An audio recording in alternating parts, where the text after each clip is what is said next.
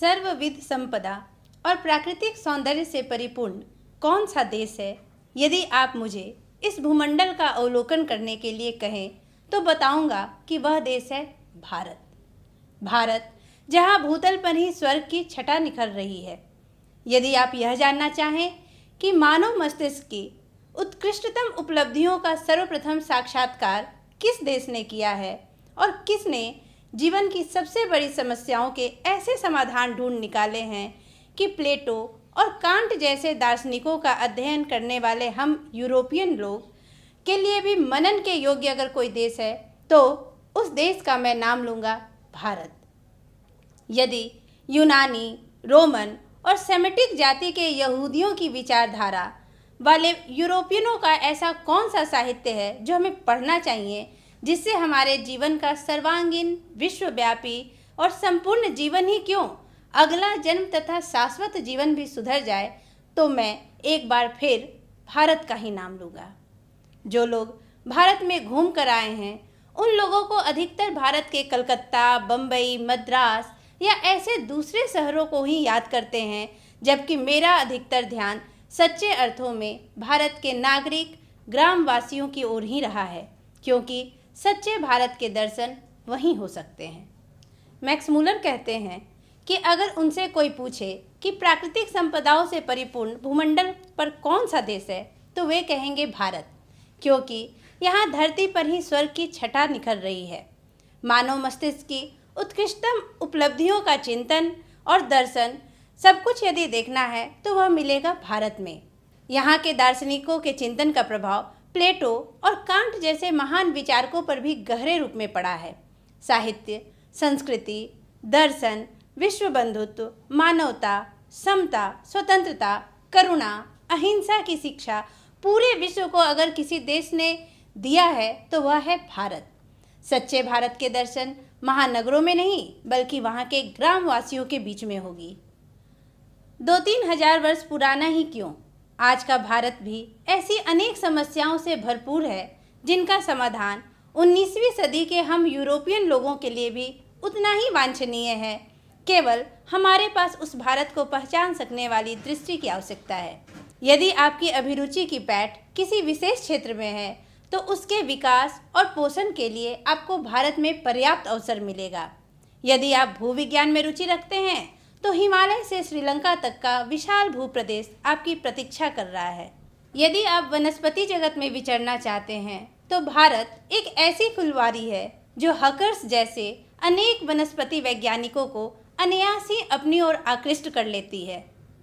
यदि आपकी रुचि जीव जंतुओं के अध्ययन में है तो आपका ध्यान श्री हैकल की ओर अवश्य होगा, जो इन दिनों भारत के कांतरों की छानबीन के साथ ही भारतीय समुद्र तट से मोती भी बीन रहे हैं।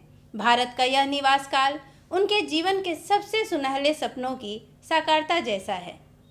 यदि आप नृवंश विद्या में अभिरुचि रखते हैं तो भारत आपको एक जीता जागता संग्रहालय ही लगेगा।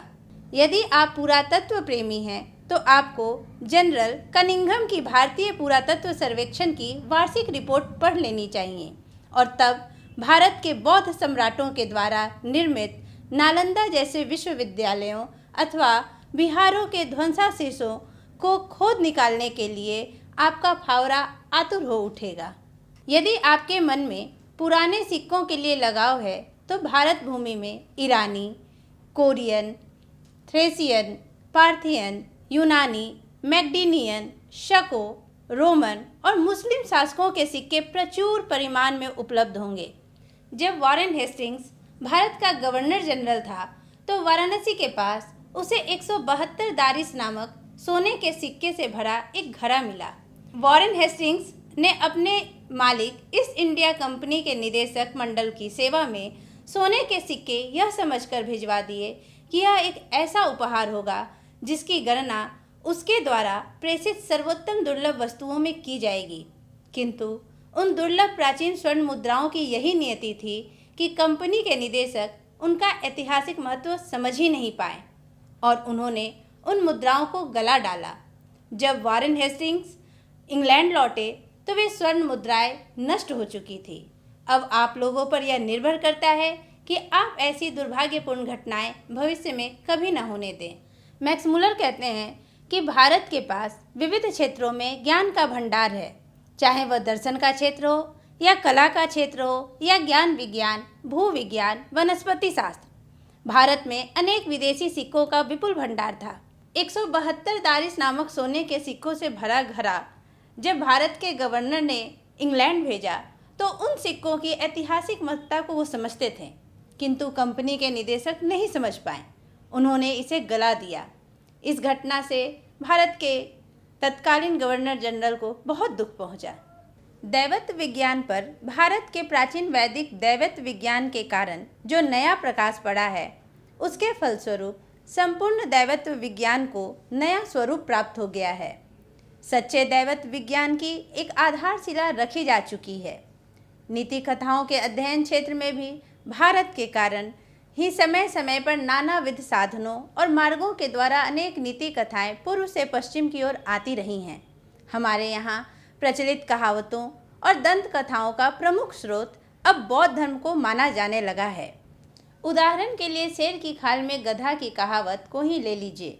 यह कहावत सबसे पहले यूनान के प्रसिद्ध एवं प्राचीनतम दार्शनिक प्लेटो के क्रेटिलस में मिलती है।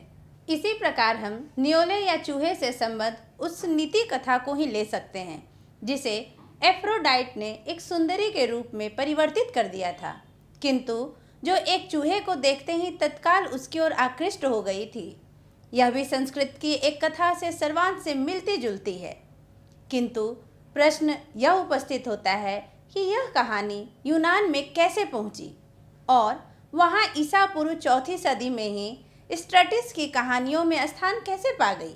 इस क्षेत्र में भी अभी बहुत काम करना होगा। यद्यपि अभी यह निश्चित रूप से नहीं कहा जा सकता है कि ये दंत कथाएं पूर्व से पश्चिम को अथवा पश्चिम से पूर्व की ओर गईं, तथापि यह असंदिग्ध रूप से प्रमाणित हो चुका है कि सोलोमन के समय ही भारत, सीरिया और फिलिस्तीन के मध्य आवागमन के साधन सुलभ हो चुके थे। कुछ संस्कृत शब्दों के आधार पर मैं इस निष्कर्ष पर पहुंचा हूँ कि हाथी दांत, बंदर, मोर, चंदन आदि जिन वस्तुओं के आयात से निर्यात की बात बाइबल में कही गई है, वे वस्तुएं भारत के सिवा किसी अन्य देश से नहीं लाई जा सकती, और यह मान लेने का कोई कारण प्रतीत नहीं होता कि भारत तथा फारस की खाड़ी और लाल सागर व भूमध्य सागर के बीच व्यापारिक संबंध कभी बिल्कुल ठप हो गया था। यहाँ तक कि शाहनामा के रचनाकार 10वीं-11वीं सदी में भी भारत के साथ यूरोप के ये व्यापारिक संबंध बंद नहीं हुए थे। मैक्स मुलर कहते हैं कि भारत का पश्चिम के देशों से व्यापारिक संबंध था। भारत तथा फारस की खाड़ी और लाल सागर व भूमध्य सागर के बीच व्यापारिक संबंध बना रहा। यहाँ तक कि शाहनामा का रचनाकाल, जो कि 10वीं-11वीं सदी माना जाता है, तब भी भारत और यूरोप के बीच व्यापारिक संबंध चलते रहे। मैं आपको ग्लोब के माध्यम से दिखाती हूँ। ये फारस की खाड़ी, भूमध्य सागर और लाल सागर कहाँ है। ये ग्लोब है। ग्लोब पे आप भारत को देख सकते हैं, भारत का नक्शा यहाँ, और यूरोप यहाँ भारत। भारत के बाद आप देखिए यूरोप, यहाँ भारत और यूरोप, इन दोनों के बीच व्यापारिक संबंध स्थापित करने के लिए ये समुद्री मार्ग पहले अपनाया जाता था। आप देख सकते हैं ये कितनी लंबी दूरी तय करके समुद्र के मार्ग से भारत और यूरोप के बीच व्यापारिक संबंध स्थापित होते थे। किंतु जब आप यहाँ देखेंगे, ये है भूमध्य सागर और यहाँ लाल सागर है। इन दोनों के बीच जब भूमध्य सागर और लाल सागर के पास स्वेज नहर का निर्माण हुआ, तब स्वेज मार्ग से भारत और यूरोप के बीच का व्यापारिक संबंध और गहराया, क्योंकि यह मार्ग की दूरी कम हो गई।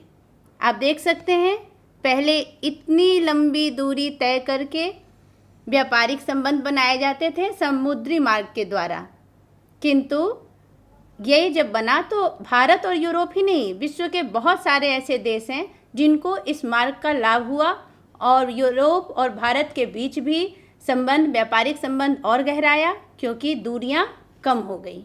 आपने ग्लोब के माध्यम से देखा कि भारत और यूरोप के बीच व्यापारिक संबंध चलते रहें समुद्री मार्ग के द्वारा।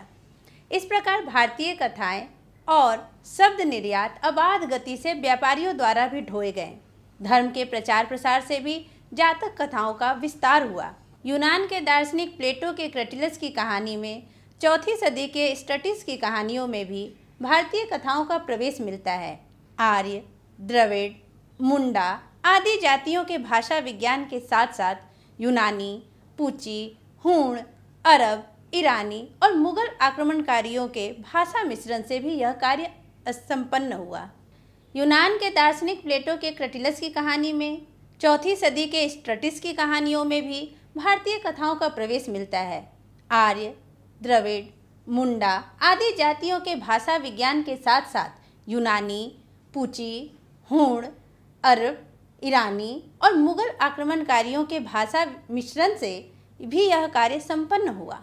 यदि आप विधि शास्त्र या कानून के विद्यार्थी हैं तो आपको विधि संहिताओं के एक ऐसे इतिहास की जांच पड़ताल का अवसर मिलेगा जो यूनान, रोम या जर्मनी के ज्ञात विधि शास्त्रों के इतिहास से सर्वथा भिन्न होते हुए भी इनके साथ समानताओं और विभिन्नताओं के कारण विधि शास्त्र के किसी भी विद्यार्थी के लिए उपयोगी सिद्ध हो सकता है। उदाहरण के लिए हम धर्मसूत्रों या समयाचारिक सूत्रों को ही ले लें। ये धर्मसूत्र मानव धर्मशास्त्र जैसे परवर्ती विधि ग्रंथों की आधारभूत सामग्री उपलब्ध कराते हैं। यदि आप लोगों को अत्यंत सरल राजनैतिक इकाइयों के निर्माण और विकास से संबंध प्राचीन युग के कानून के पुरातन रूपों के बारे में इधर जो अनुसंधान हुए हैं और उनके महत्व और वैशिष्ट्य को परख सकने की क्षमता प्राप्त करनी है, तो आपको इसके लिए आज भारत की ग्राम पंचायतों के रूप में इसके प्रत्यक्ष दर्शन का सुयोग अनायास ही मिल जाएगा।